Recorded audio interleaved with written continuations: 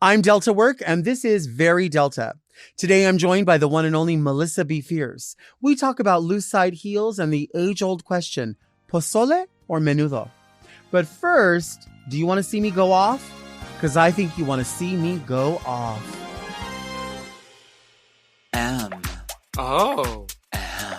Mom!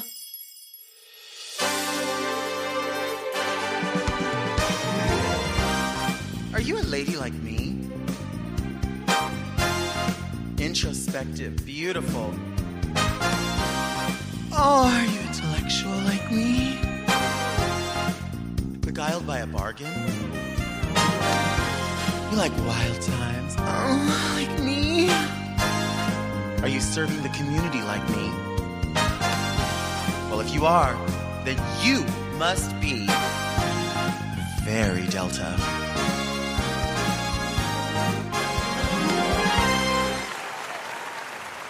I'm Delta Work, and this is Very Delta, a luxury public access podcast and YouTube talk show where I look gorgeous, speak extemporaneously, and invite fascinating people to sit on the couch and get very Delta. Very Delta is for the woman who takes a shot of peach schnapps every time the doll goes like this. But first, let's get into some things that are very Delta. We need to talk about the handography. The doll goes like this on RuPaul's Drag Race All-Stars. There's several dolls. There's the doll that shall not be read. There is the doll who goes like this. Other dolls will reveal themselves as we go. But some have stepped forward and said, I am the doll who shall not be read. And the other said, I am the doll who gives you this. And this means so many things. I think it evolved from the snap, or it evolved from the flourish. And the handography is important. Some are born with it. Some have to learn the handography. But the hands tell a story, and they can punctuate situations.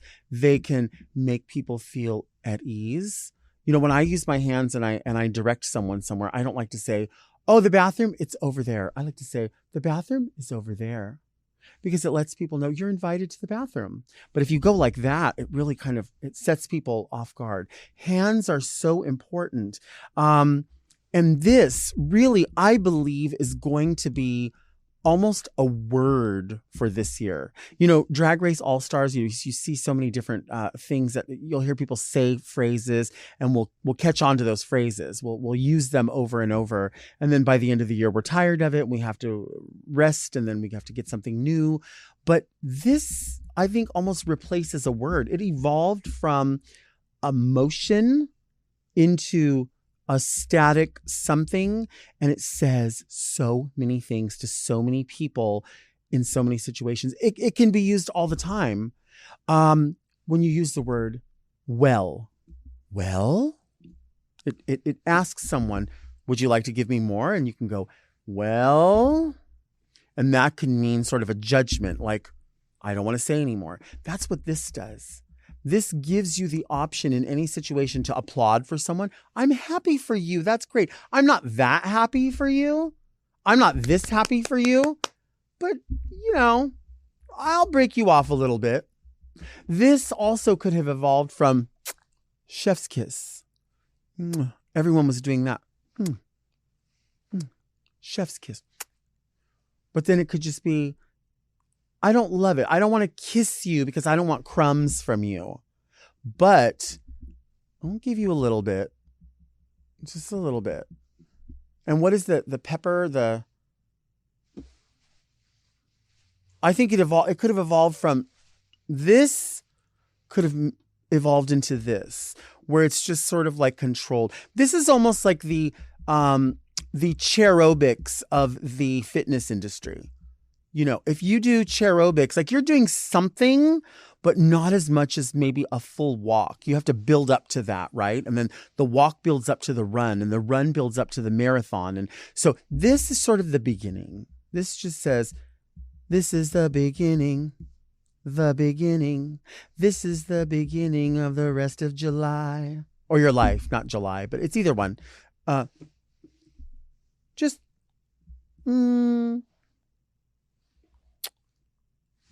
I see it. This could be the gay golf clap, because you know the golf clap is a well, that's good. Well, that's good, darling. Because it's not this, right? It's not that. Like, what are some things that we don't do? Like, once upon a time, there used to be a show called the Arsenio Hall Show.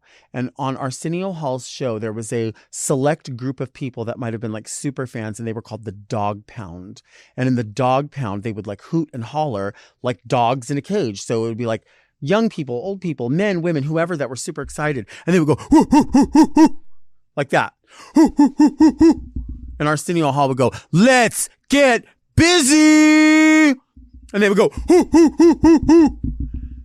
That is a super fan. This is not a super fan. This could lead to this, which means like, you're getting there. And then this could lead to, and then these could lead to, and then this could lead to, and then this could lead to, and then it's just one. So it can grow. I feel like it's not fully rude, but it is controlled in a way. It says, I don't want to be too excited. It says, I am sophisticated. I want you to know I'm sophisticated. That's why I do this. I don't make much noise. I like to be on the edge of the party. I was born to blend in, not to stand out. And I don't like that. I think we were all born to stand out, not to blend in. I mean, not everybody wants a spotlight on them at all times, but we all want recognition, right? This sort of says, I'd like to be involved, but I don't really want to be loud about it.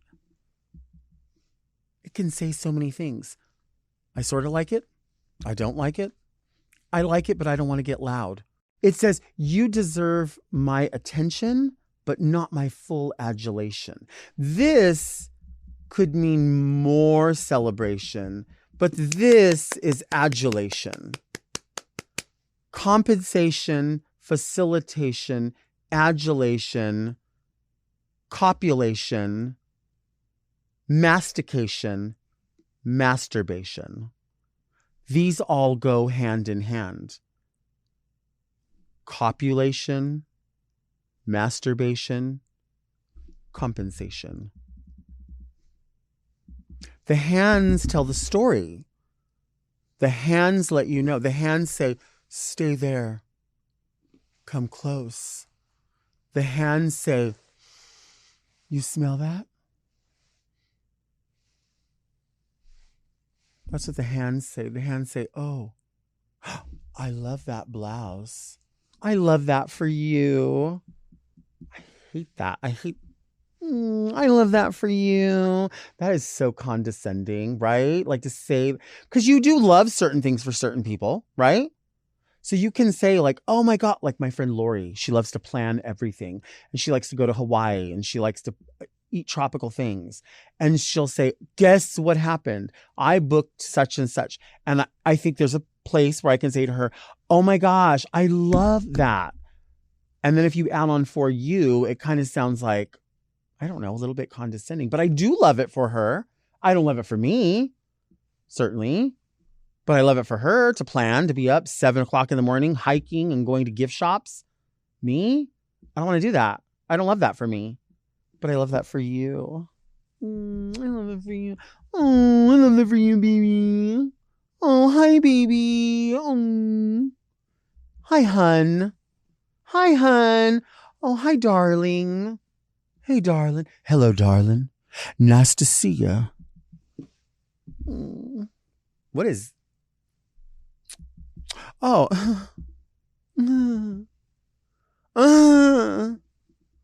Oh, yeah, that's cute. You know when people say something and you're like,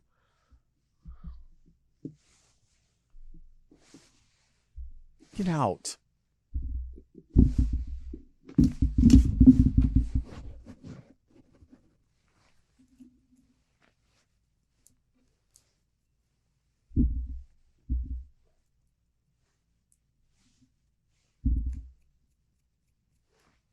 Slam poetry. Dig. I can dig it. Could you dig it? I can dig it.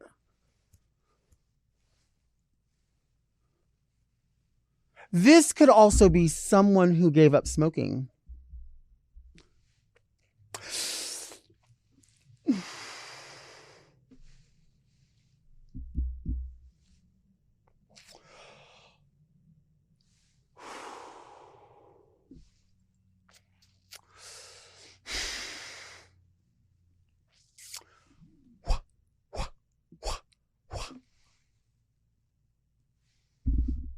Do you want to see me take a ciggy break? I think you want to see me take a ciggy break.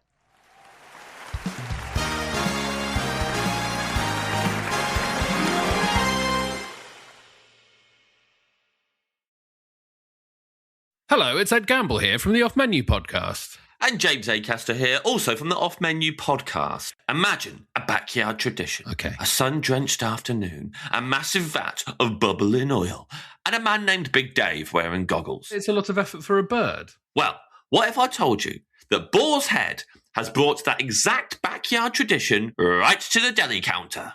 Well, I'd say, James, you've finally lost it. Boar's Head brings to the deli the taste of deep-fried turkey. It's all the seasoning and that golden fried glory of the frier's turkey breast, but without Big Dave having to set up a perimeter in your garden. Oh, man, that sounds genuinely incredible. The frier's turkey breast in stores now. Discover the craftsmanship behind every bite at your local Boar's Head deli.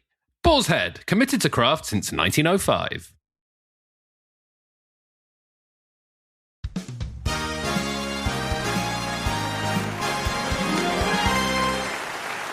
Our guest today is fierce. She be fierce. You know her from Dragula Season 1, Dragula Titans. It's Melissa Befierce. Yay! I'm finally in this couch. I'm so glad.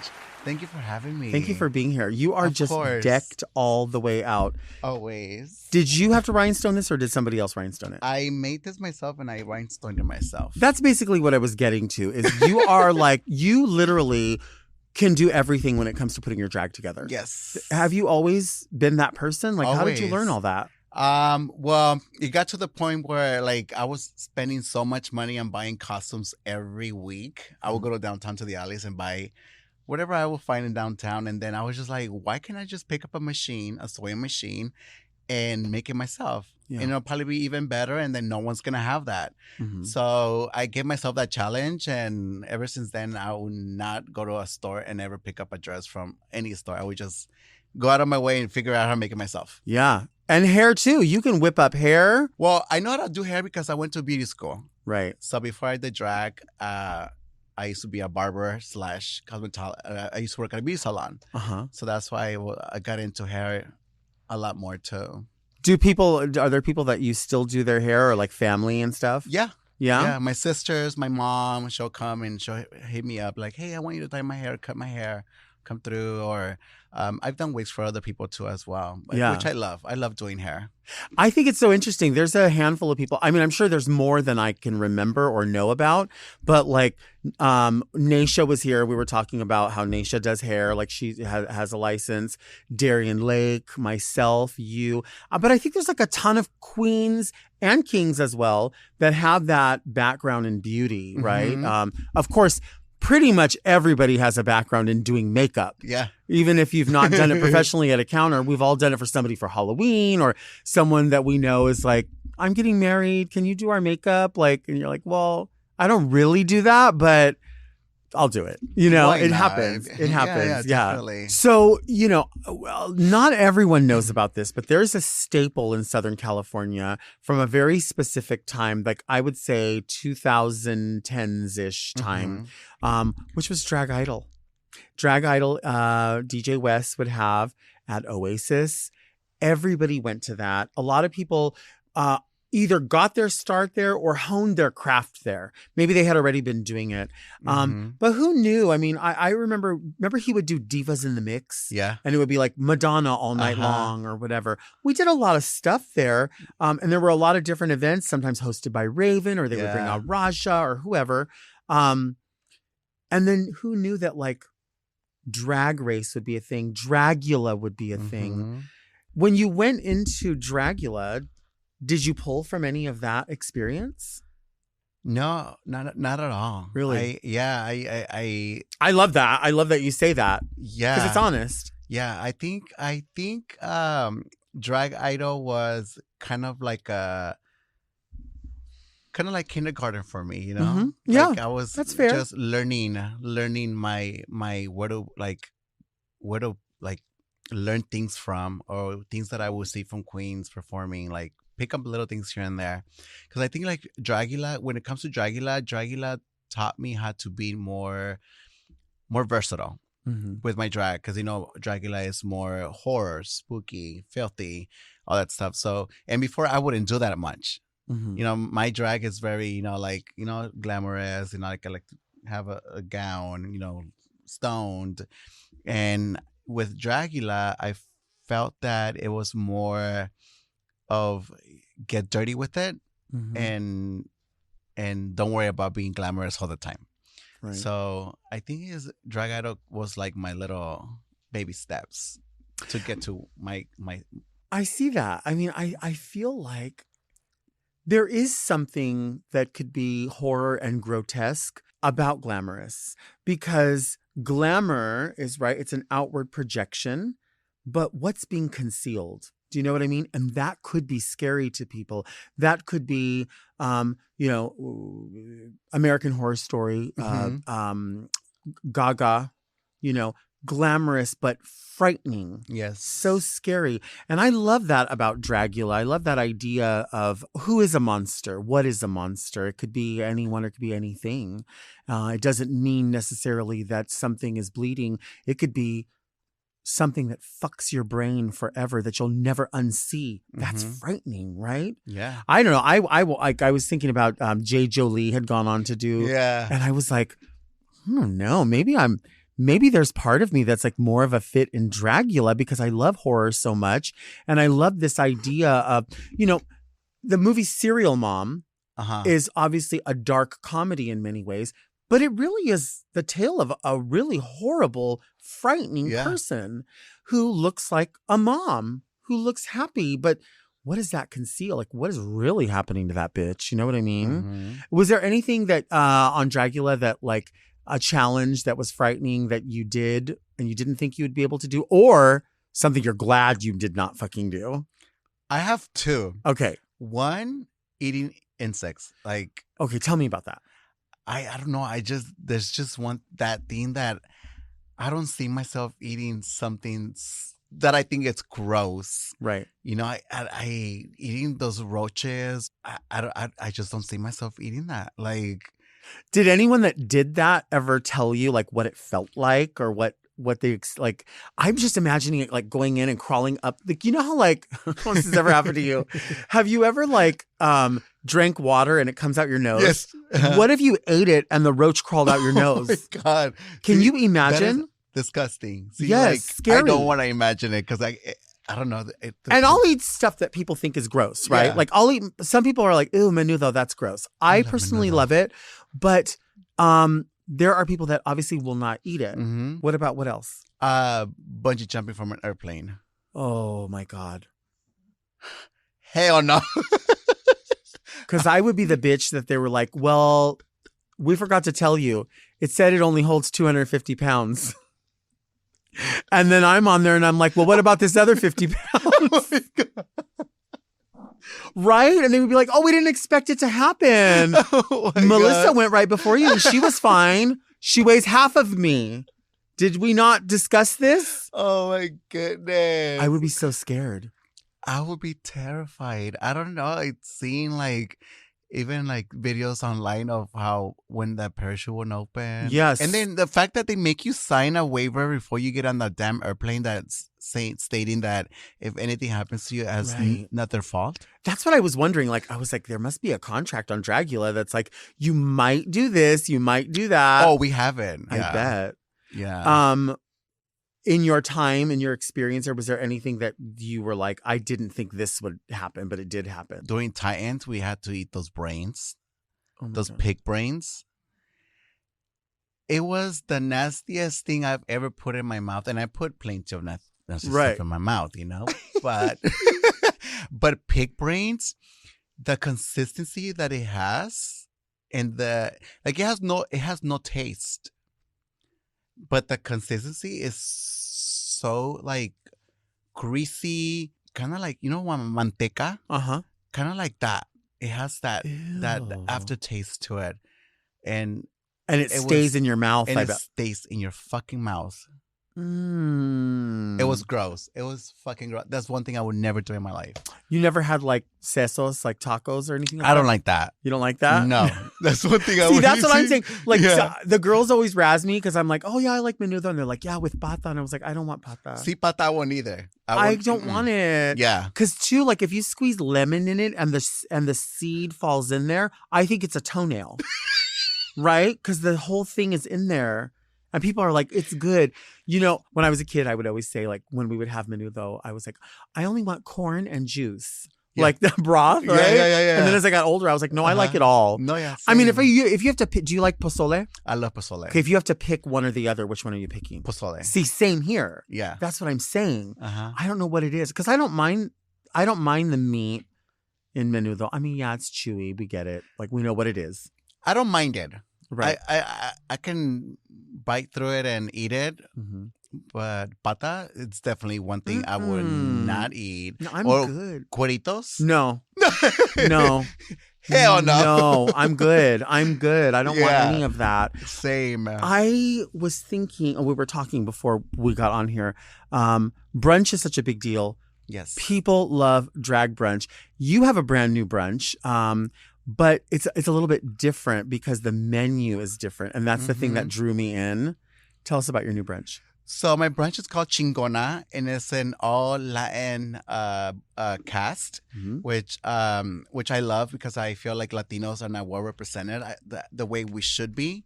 So, and then a lot of the queens that I know that are Latinas, they're always asking me like, "Hey, when are you gonna like bring me out to your clubs?" And sometimes I can because some of the clubs don't do Latin nights. Mm-hmm. So I wanted to give those Latina queens that are always looking for a spot to call home and for them to showcase their art and to, be proud of their culture.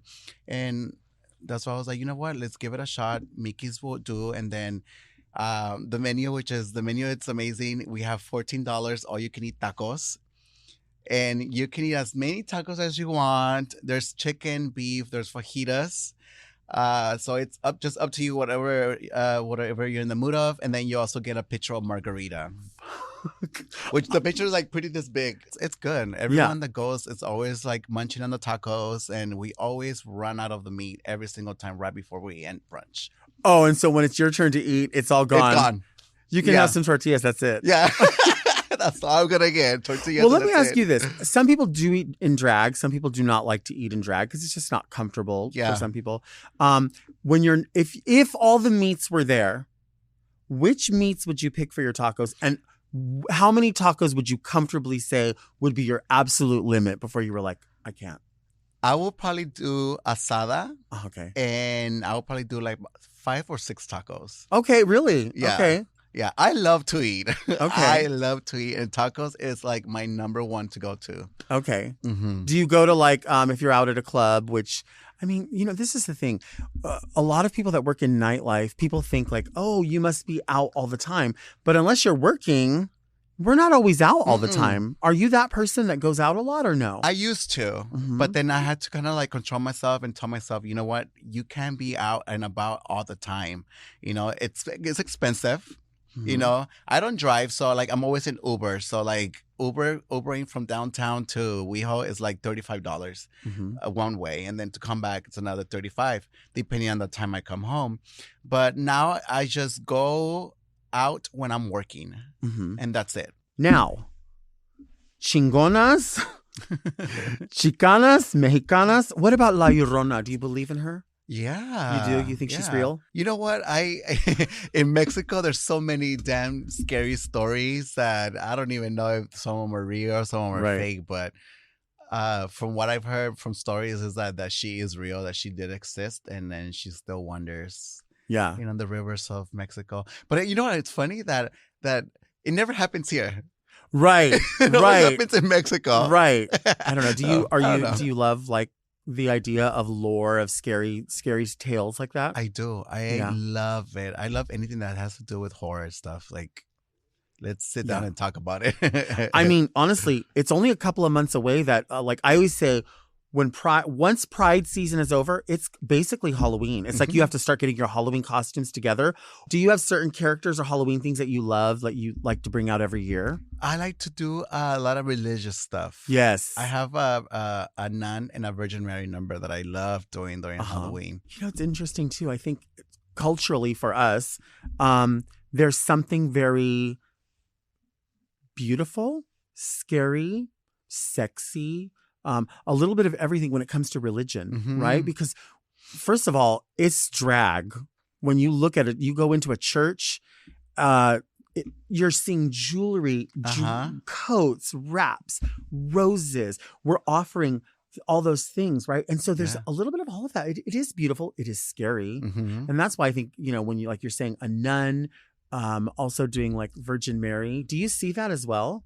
Yeah, I do see it. I see a glamour in it, you know, and I mean, even with the Pope, how he dresses, you know, very, very like fancy. So anything like then just like the paintings, I don't know. I see something glamour to church, to, you know, religion. Right. It's fucking drag. Church is Yeah. drag. It's drag. fucking drag. Yeah. A Catholic church is in drag. I don't know if you've ever been to like a full, like when someone gets married and they say they're going to have a full mass and you go to the full mass. Oh, bitch, yeah. There's 2 bouquets. There's a bouquet for the Virgin Mary. There's a bouquet for this. I mean, come on. The ritual is beautiful. I mean, I don't know why we always have to stand up, sit down, stand up, sit down, stand up, sit down. Get on our knees. I pray, know. you know? I'm like, damn. I was somewhere recently, a funeral, I hate to say, but I was like, can I just sit here? Like, I almost wanted to like go to the very back row and be like, oh, I'm just observing. I'm a guest. I don't want to, you know, when you ever see people that come in and they're like, well, am I allowed to go in? And it's like, you could go in anybody's church, right? Yeah. Let's take a break.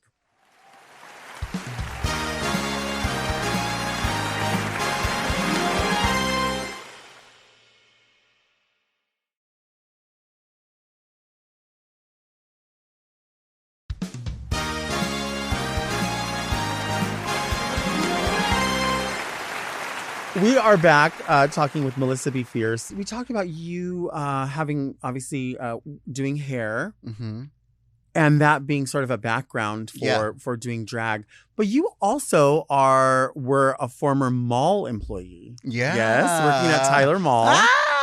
What did you do at Tyler Mall? I used to sell those straighteners. It used to be called Coriolis, and then it was the straighteners that you can use to curl your hair with as well. Okay. And it was a little car at the mall, and Tyler Mall has a place in my heart because that's where I kind of like learned how to be responsible, because that's when I moved away from home. So I had to pay my own bills, pay my own rent, but it definitely has good memories at that mall. Is it hard working at like a cart like that, because you have to like sort of sell the product as people are walking by, right? Very What's the trick to that? It's honestly just your charm. Like whatever you give people and where you can feed them, and then they can eat it off of you, and then purchase whatever you're trying to sell. But you have that. I mean, I think maybe that's where you learned it. I don't know. Maybe you knew it before, but you have the ability to have conversations with anyone. And I don't know if people tell you this, but I mean, of course, you're known for a beautiful smile. But even when you're not particularly smiling, your eyes are always smiling. I don't know if it's just, and this is when you're in or out of drag. Certainly you can paint on a smile, but even when you're out of drag, you have an inviting face. And I think that's probably why that worked so well for you. You think? Probably, yeah. I mean, I wouldn't think anything else. I think it does work. It does work. Yeah, it was so much fun, and that's where that's where I met Mac Daddy. Okay. And my daddy used to work at the same cart where I used to work at. Okay. And then I put him in drag for the first time too. Wow. Ever. Wow. Yeah. So I was technically his drag mom, but at that point I was like, I don't want no kids. Not at that point. None of those. But look at you now. I mean, now tell me you about have it. how many kids? I have like 9. 9 drag kids. Yeah. My I God. have And your 9 body drag stays so kids. tight. You would never know. You would never it's know. a lot of water. It's all water. That's the trick. Now, how do you keep that many kids in line? It's hard. It's hard having such a big drag family because they all have different personalities. We're all raised different. You know, they all look for something different in a drag house, in a drag mom. So it's kind of hard trying to like level like my life and my drag life as well. Mm-hmm. But I sometimes I kind of try to work it out as much as I can and try to be there for them as much as I can and support them and let them know that whenever they need me, I'm always gonna be a call away. You know, like growing up myself too. Like I grew up very lonely. You know, like being from a Mexican family, I always got the eye from my family calling me, you know, maricon, el jotito, all that stuff, you know. So I grew up like always being afraid of visiting family members. So there was a time where like I kind of detached myself from my family and I just didn't want to do nothing with them. So the reason why I started my drag house is because I never wanted someone to go through the same thing I went through. Right. You know, and I wanted someone to feel that they were loved, that they were seen, that they were wanted by someone who they can relate to. So by me being a drag mom, I want to be able to do that for someone who, you know, like especially being gay, it's hard. You know, coming out to your parents, it's hard sometimes. So I just want to be able to do for people what I wasn't given. That's the legacy of the Befierce family. I mean, that's a beautiful way to build. Yeah. That's the foundation, is that it's a safe space, Mm-hmm. it's inclusion, but it's also fucking glamorous, right? Yes. Yeah. There's attention to beautiful costuming, beautiful hair, beautiful makeup, all of that. Does everybody in the group sort of have that same feeling? Is there ever any infighting because people are like, that is not our look? No, I feel like everyone in the house knows that Befierce stamp, you know, like the mug, the costume, like you said, the hair, everything. I think we all kind of like already know what to base the Befierce off of. Like we have a look already. Whenever I have seen pictures in the past you post or other girls from the Befierce family, I'll look at like group pictures and I'm like, oh damn, they look so good, and I'm like, I could never be in that group because you all have the huge platforms. And I was like, oh, I got to wear my like cocktail clear heels, like the single sole. And I'm like, damn, they would have to bury me in the back and I would have to like drape my dress like this or something. Because you all have those huge, which are gorgeous. A lot of dolls wear them, but not everybody wears them successfully. Yeah. Because there's a walk to that shoe, right? Mm-hmm. Have you ever just twisted your shit and fallen? Luckily, I haven't. Knock on wood. You really haven't, huh? I haven't. And you know what? Those heels are the most comfortable shoes I ever worn. Really? In drag. Yeah. Yeah. I can be in those heels all night without complaining. You know, back in the day, I did wear them, and that was like we were all go to Fredericks of Hollywood to buy them over on Hollywood Boulevard. But the thing was, a lot of people would say, oh, it's so high, it must hurt. What they don't realize is that the platform versus the heel, the variation is the same as a regular, right? Mm-hmm. But it's just, the thing of it is that if you're somebody who doesn't feel the ball of your foot on the ground, and if your weight is not balanced right, you'll like do that. You know what I mean? So like for me, if I feel the ball of my foot on the ground, I'm like, okay, I at least I feel something on the ground. Yeah. But if I'm like, here's the base of the shoe, and then here's me on top of it, I'm like, oh, where am I going? It's been so long. I remember back in the day, Raja was like, these are the shoes. Because Raja was sort of like an unofficial drag mother. So she would be like, I'm going to take you to Fredericks. These are the kind of shoes that you buy. Yeah. This is what we get. But dude, back then, I mean, we were getting shoes, like the platforms, for nothing. There used to be a company called Jante, Jante, and they were based in La Puente. Oh, word. And they had all the stripper pumps, and we used to get them for so cheap, to the point that like downtown used to have shoes. Now, I know you were a sensible lady size shoe, but some people that wore, you know, like 11, 12, 13, something like that, they would still be able to get them downtown. Now you don't ever see anything like that downtown, Uh-huh. really. I mean, every once in a while, I wear an 11. Sometimes downtown they'll push to an 11, Yeah. but not anything more than that. No. It's just not a thing anymore. Mhm. Downtown has changed a lot. And as somebody who sews a lot, have you noticed that? Like, Yeah. some of the stores have the same things. And even them tights and finishes are getting so expensive now. Right. And the quality are getting thinner and thinner. So like anything that you like, anything would just snag your fishnets. And it goes Right. $38, you know? Oh, completely. And then you Yeah. have to like play that game of like, where can I twist the tights? Oh my God. You're so right. Can I've I- done that. And then like I'll find myself putting my fishnets on, especially, and I'm like in the dressing room, like jumping with my knees high, trying to like hike them up, like pull it up your ass, because you're like, all right, if they don't see that, like that's Yeah. fine. You got to make that shit last. Mhm. You got to make that shit last.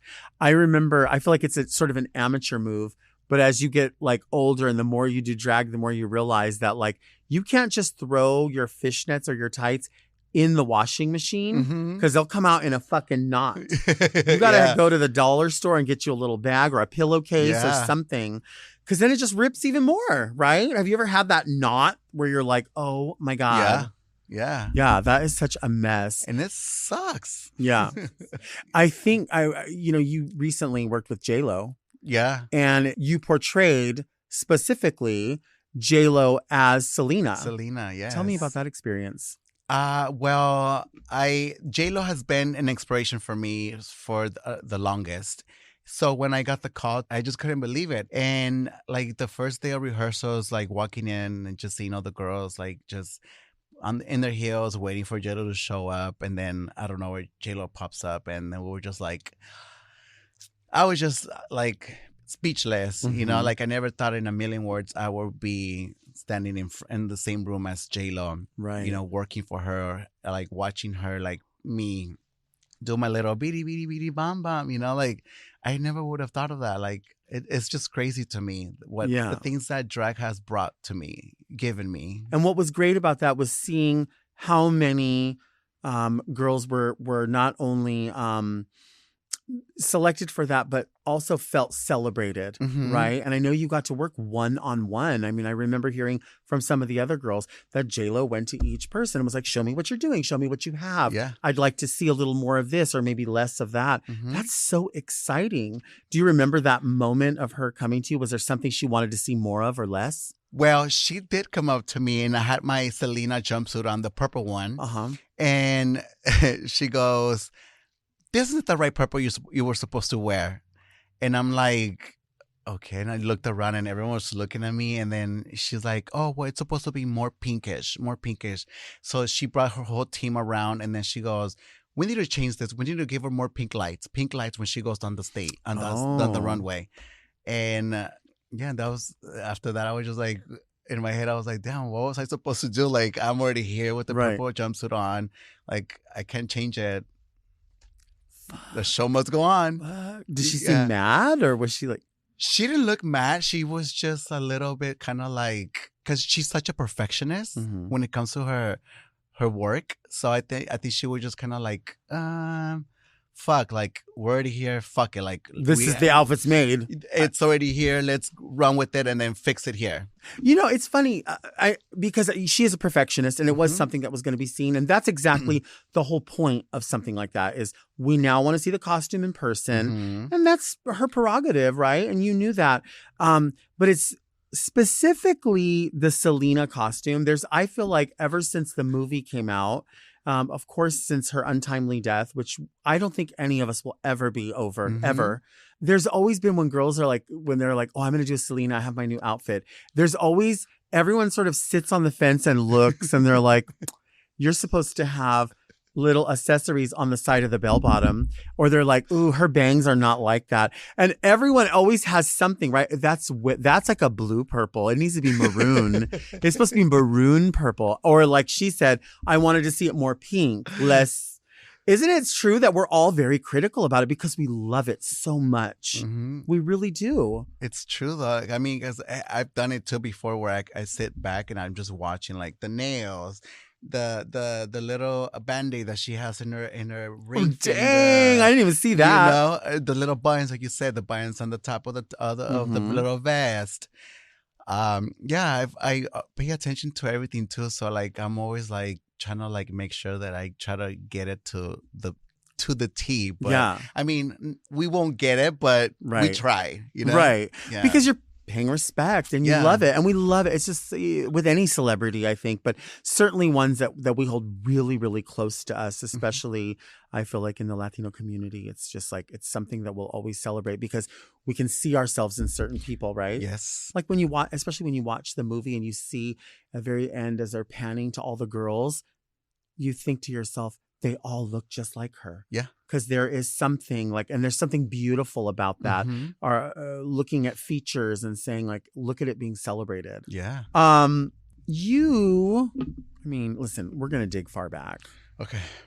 You were a cheerleader in high school. Yeah. You were, yeah? Yes. Did you love that? I loved being a cheerleader in high school.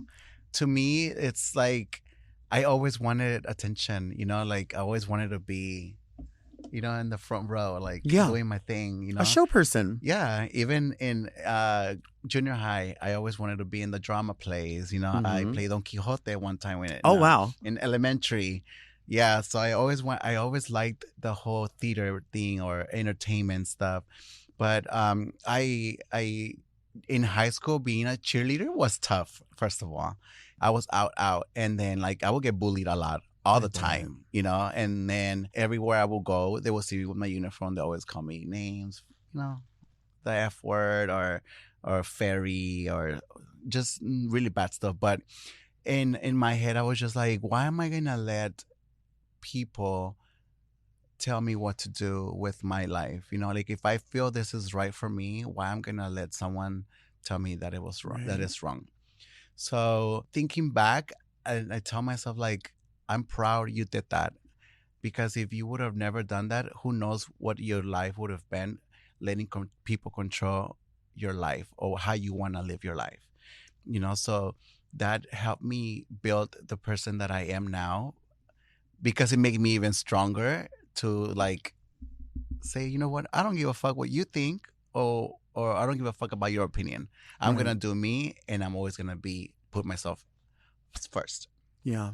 And that's powerful to know that at such a young age. And obviously came from the fact that, like you said, there was you know, a time when you had to separate yourself from your family. That's either, I feel like in many ways, it could be like physically moving out away from people, but it could also mean, you know, emotionally when you're young saying, I'm going to separate myself from those kinds of conversations because they're not going to go anywhere but in a circle. Yeah. Right. So you probably found that so in a difficult way, but you found it before a lot of other people did. You know, when did you graduate from high school? What year were you? 2003. Okay. Yeah. Okay. So you're old. No,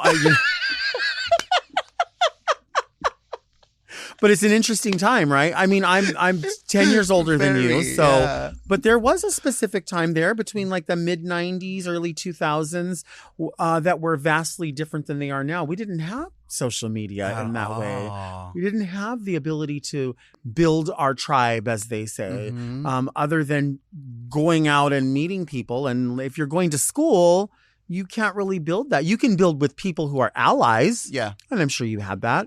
But not necessarily people who looked like you, sounded like you, felt like you. It was a different time for all of us. Yes. And I'm not by any means saying that times are so much easier for people, because I think a lot of people get caught up, myself too, I will get caught up in thinking, oh, everything's so different now. It's so easy now. It's not easier. Yeah. There's just more ways to find, you know, more outlets possibly.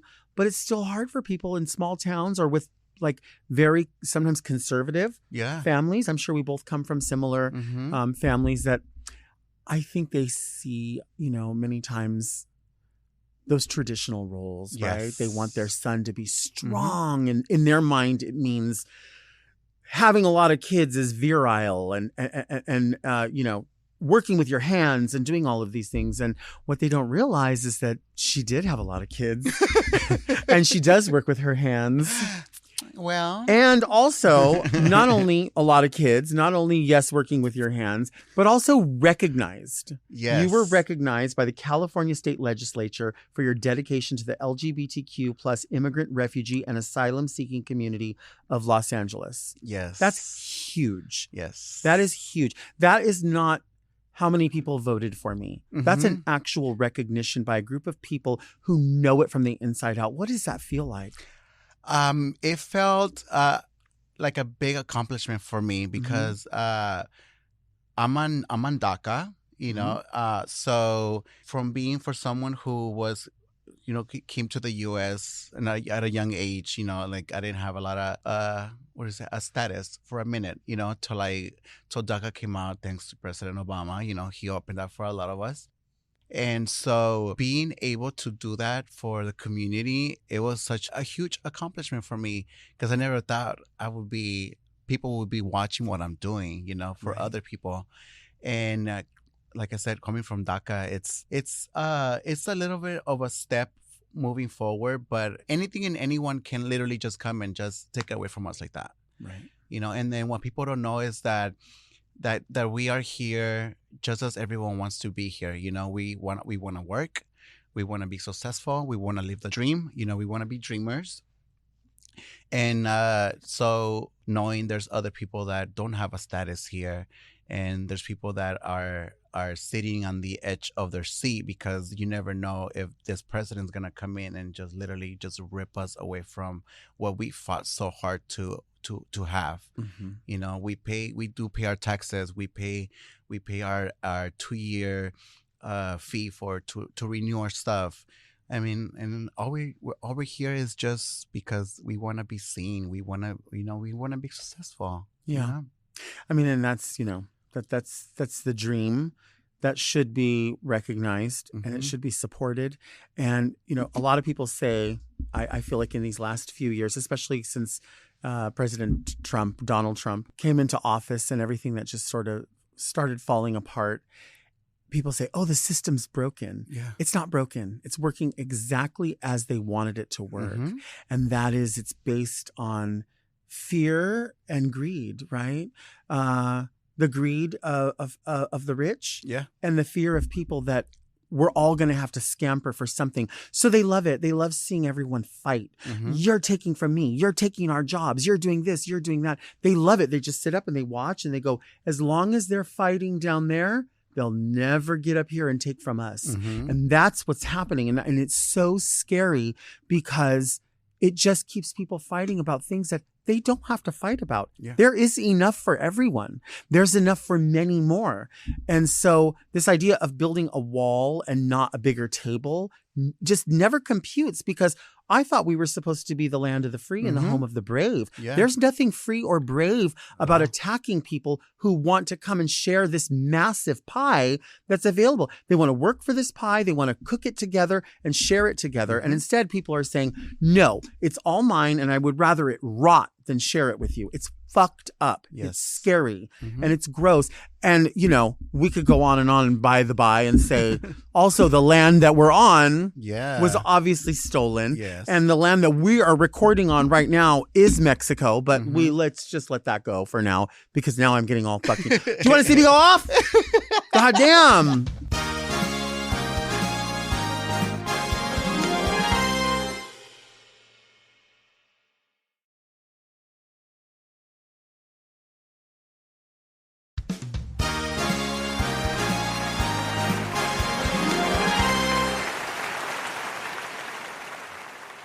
You know what also gives me oscars sometimes is I can't eat tres leche cake. I love tres leche. I can't eat it. I always feel like it's too wet. Like I feel like it's like, you know what? This is gonna sound so gross. I feel like tres leche cake is like this. Oh my God. That's what it gives me. I feel like it's like, oh my goodness. Like, what did my mom say? Like gargajo, like. I don't like it. Yes. We are back with Melissa Befierce. Now, this is the part of the show where people write in letters. We call it Read Me Delta. Sometimes they have questions, observations, they need advice. And if you do have any of that and you want to send a letter, send it to readmedelta@gmail.com. Read me, Delta! Okay. So we'll see what we have here. See, like, I feel like this is like horror monster a little bit in a way. It's like, why does that lady hold that knife? Right? And it's a letter opener, but there's something about that you could see, like, there's something frightening about looking at a scene that seems normal or delicate and pretty, and then you just see something like that with blood on it. Yeah. It says, like, I thought that was my safe space. There's something horrible going on in there. That's monstrous. Definitely. That's Monstrosa Coutura. All right. Dear Delta and Melissa, I love drag. I'm a cis woman in my 40s and I've supported the dolls for years. I wanted to share a memorable story with you that happened about a decade ago. Years ago, I was judging a drag competition and something strange happened. During one of the numbers, the queen whipped out multiple dead sardines and fish, and it was quite a gag. Next thing you know, she throws the very large dead fish on the ground and bounces off the stage and flies into the audience and hits me dead in the head. I was completely in shock, and I didn't realize what happened until my friend looked at me and told me I was severely bleeding from the dead fish's impact to my forehead. How sharp was it? Oh, maybe the tooth or something? Well, she says, next thing you know, I'm leaving the club to go to the hospital to get stitches. Thankfully, the club paid for my medical expenses. All that being said, what I want to know is, what's the most unexpected thing that has ever happened during one of your performances or a performance you've witnessed? Sincerely, Brianna, the girl with the fish scar. She has a fish scar. I actually do remember that. Tell me. If it's what I think, it's happened at 340. Okay. It was a show happening, and that person left the whole bottom floor stinking like fish, and it was the worst smell ever. Like, you were there for this performance, you think? I don't know if it's the same one. I bet you it is. I don't think this happens very often. I don't know if it's that one, but I remember something like that. This happened at 340. See? It's a small world. Producer Doug used to go to 340, and Melissa was there that night, and Brianna, who wrote the fucking letter, they're all connected in this. I was the EMT that show. No. Yeah, I was there that night when it happened, and I was so mad. I was so mad at the fact that this drag queen, did all that for nothing. You know, like, this whole fish was all over the stage. The whole bottom floor smelled like fish. Wow. And this was her number. Yeah. This was her number. Listen, I don't think I can top that. I can't really think of anything. I mean, you know what did happen recently that I didn't expect to happen? It was a pride show. It was a drag brunch. Everything was totally cool. You get birthday parties, bachelorette parties, all of this. There was a person in a group of people that they were tipping. They were having a good time. Yeah. I could tell they were being a lot, but I was like, I always feel like if you kind of give them a little bit, maybe they'll stay cool. But sometimes if you give them an inch, they'll take a mile, right? Oh, yeah. And that happens a lot. So I was like, you know what? Just let it be. Dance with them when they stand up, but try to get them to sit back down. And the girl she wasn't the bride, but she was a friend sitting next to her. Okay. And she was doing this, like, come here. And so I like leaned down, like, hey, trying to still be in it or whatever. What's up, baby? And in my mind, I think she's going to be like, ask me a random question or say, like, what a lot of people do is, it's my friend's birthday. Yeah. And you're like, we know. And so I leaned down, I'm like, what's up? And she uses words that I probably don't want to use here, but basically, in a way, is asking me, are you male or are you female? But is using her words for genitalia. Do you have a this or do you have this? And I just thought to myself, you felt so comfortable on Gay Pride weekend at the Gay Pride brunch. With all these drag queens, you made a reservation. You've been tipping everybody, taking care of everybody. You've been eating and drinking, but you still feel so compelled and privileged to degrade somebody in that way. First of all, it's none of your business. But second of all, But why this language? Yeah. And it said to me that there still are people out there who go, yeah, we should take care of you. We should tip you. We should buy drinks. We should do all that. But just so you know, you're on our time and we can ask you and treat you however we want. And I'm like, I hate to tell you this, but you are in fact paying to be here, but you're still a guest here. Yeah.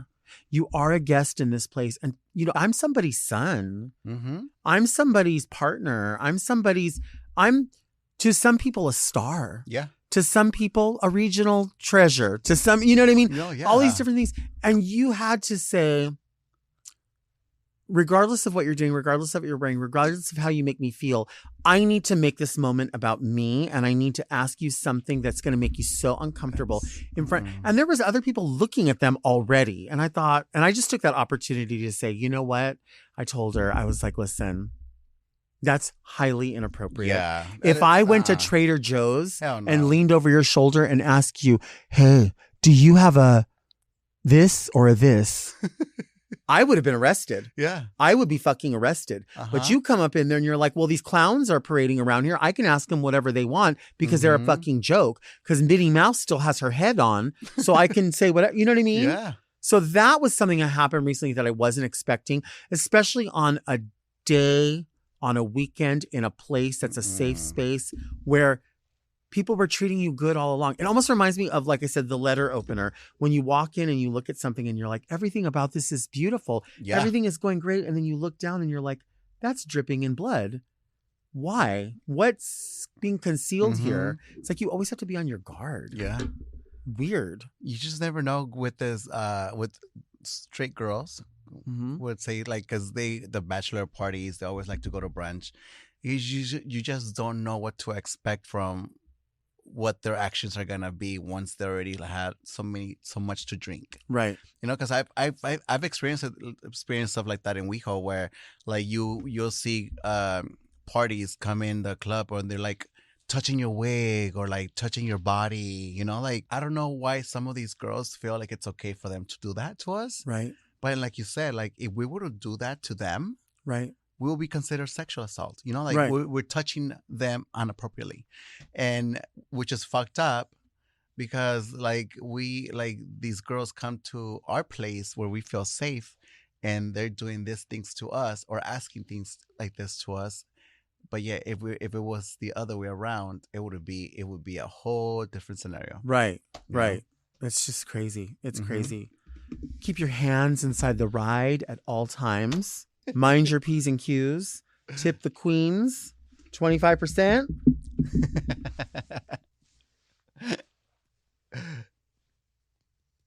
Mind your P's and Q's.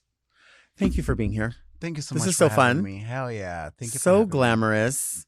I really, in the beginning, I was waiting for you to be like, not that I thought it was from there, but I thought you were going to be like, oh, this dress, I bought it from da-da-da, because it's just so, you're so great at what you do. Thank you. It's amazing. Thank you so Also, much. just an observation for anybody out there who's looking, this is really how you do stonework. You mix the sizes. Oh yeah. And it makes it look so much richer, right? Uh-huh. Thank you all so much for listening and watching Very Delta. Our show comes out every Monday. Subscribe to Mom Podcast YouTube channel and turn on your notifications so you never miss an episode. Search for Very Delta on your favorite podcast apps to listen to the audio-only version if you can't handle all this Befierceness right here. You can also sign up for premium offerings on Mom Plus Gold by visiting mompodcast.plus, where you get weekly episodes of more Very Delta. Don't forget to send all of your questions to readmedelta@gmail.com. You can follow me on Instagram @DeltaWork. Where can people find you on social media? Instagram, it's Melissa_Befierce. TikTok, it's Melissa_Befierce1. And then Twitter is as well. It's Melissa Befierce altogether. Perfect. I love it. Yeah. We'll see you next week. And until then, keep things very Delta.